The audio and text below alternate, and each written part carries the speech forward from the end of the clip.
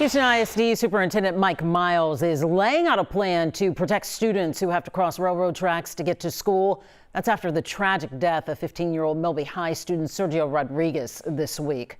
Part of the plan involves reminding students and parents about exiting policies.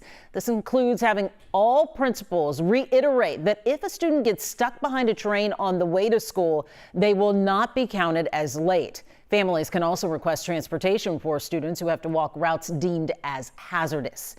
HISD and HISD police plan to develop and distribute a rail safety campaign to remind students about what to do and not do when they have to cross railroads. This includes never trying to beat a train or crawling over or under them.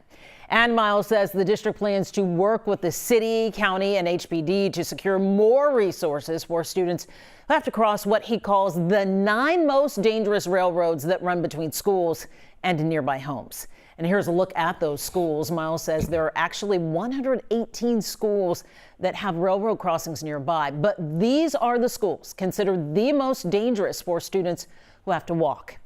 Today, Lieutenant Governor Dan Patrick announced he is asking State Senator Carol Alvarado, who went to Milby High School, to sponsor a bill to name a pedestrian bridge over the tracks near Milby in Sergio's honor. And he's also planning to ask lawmakers to find the funding to build the bridge if Union Pacific does not agree to pay for it. Miles says building those bridges is not easy.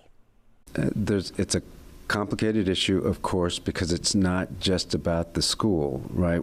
It's actually not our property where the train tracks are, and it involves multiple governmental agencies, the county, the city, and so it's a very nuanced, and no one governmental agency can make a decision that might impact the others.